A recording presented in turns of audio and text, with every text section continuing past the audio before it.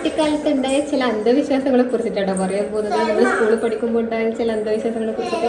അതിൽ ഏറ്റവും കൂടുതലായിട്ടുണ്ടായ ഒരു അന്ധവിശ്വാസമായിരുന്നു ഒറ്റമൈന.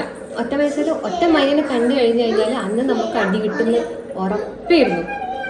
അതുകൊണ്ട് എവിടെയെങ്കിലും ഒരു മൈനെ കണ്ടിട്ടുണ്ടെങ്കിൽ അതിൻ്റെ പേരായിട്ട് വേറൊരു മൈനയും കൂടി കാണണം. അങ്ങനെ കണ്ടു കഴിഞ്ഞാൽ പ്രശ്നമില്ല.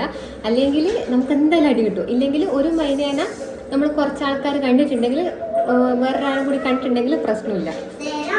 അങ്ങനെ ഒരു മൈനായിട്ട് കണ്ടിട്ടുണ്ടെങ്കിൽ അന്നത്തെ ദിവസേ പോകും. അപ്പോൾ നമ്മൾ വേഗം ശ്രദ്ധിക്കും, വേറെ മൈനുണ്ട് നോക്കൂ.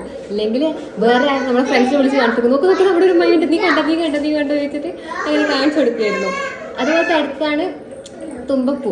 തുമ്പപ്പൂ വെച്ചാൽ തുമ്പപ്പൂ നമ്മളെ കയ്യിൽ പിടിച്ചു കഴിഞ്ഞാൽ നമുക്കന്ന് അടി കിട്ടൂല എന്നത്. അതുകൊണ്ട് വല്ല എക്സാമോ അല്ലെങ്കിൽ എക്സാമിൻ്റെ റിസൾട്ട് പേപ്പർ തരുന്ന ദിവസങ്ങളിലെല്ലാം തുമ്പപ്പൂ കയ്യിലും പിടിച്ചിട്ട് പോകും. എന്നിട്ട് അന്ന് ടീച്ചർ അടിക്കൂല എന്നാണ് നമ്മളൊരു വിശ്വാസം.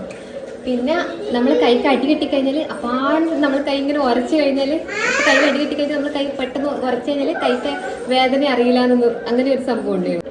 പിന്നെയുള്ള വേറൊരു അന്ധവിശ്വാസം വെച്ചാൽ ചാണകത്തിൽ ചവിട്ടി കഴിഞ്ഞ് കഴിഞ്ഞാൽ ഭാഗ്യം വരുന്നു. അപ്പം എൻ്റെ കുറേ ഫ്രണ്ട്സൊക്കെ പോയിട്ട് ചാണകത്തിൽ ചവിട്ടിയിട്ടൊക്കെ ഉണ്ട് കേട്ടോ. ഞാൻ പോയിട്ട് ചവിട്ടാൻ നിന്നിട്ടൊന്നുമില്ല.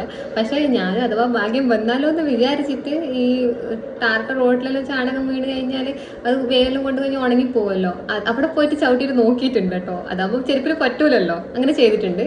എന്നിട്ട് ഭാഗ്യമൊന്നും വന്നിട്ടില്ലേ, അത് വേറെ കാര്യം. പിന്നെ മഞ്ഞക്കിളിനെ കണ്ടു കഴിഞ്ഞാൽ മധുരം കിട്ടുമെന്ന് പറയുമായിരുന്നു.